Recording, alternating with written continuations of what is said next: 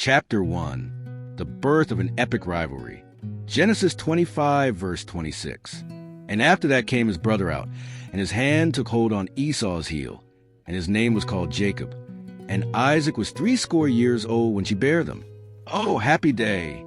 2 sons born to Isaac and Rebekah, and Isaac has waited 60 years for this moment. I once heard a cynical comment about when a baby was born to a man. His father said, "Congratulations, you have just made an enemy for life." Certainly a dysfunctional family there, but whomever was that said that didn't know the level of dysfunctionality Jake and Esau were just born into. The adventure begins. Genesis 25, verse 27. And the boys grew, and Esau was a cunning hunter, a man of the field, and Jacob was a plain man, dwelling in tents. Everybody would have liked Esau. He was a man's man, a hunter without peer, and the machismo would have been dripping off of him.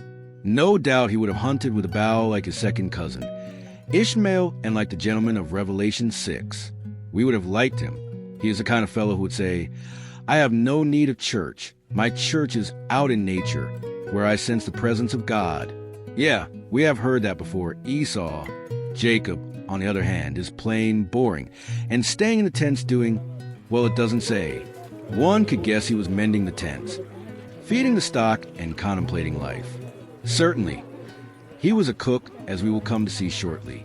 Genesis 25, verse 28. And Isaac loved Esau, because he did eat of his venison. But Rebekah loved Jacob. Ding, ding, ding. Warning. Dysfunctional family rearing its ugly head.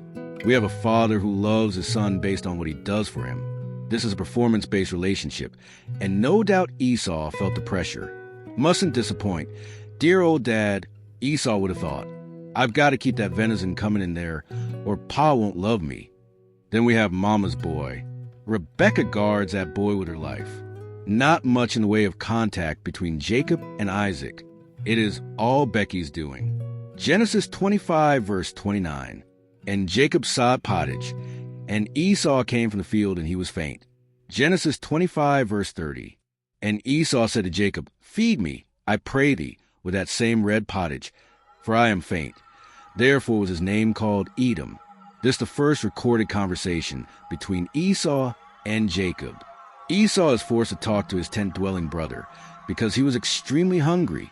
This red pottage was to define him for the rest of his life. He would even pass the reputation on down to his posterity forever. Esau, the man whose God was his belly. You know the byword for squander opportunities. Any oceanfront desert property salesman would grin to see Esau coming, and they wouldn't even have to throw in the Brooklyn Bridge to sweeten the deal.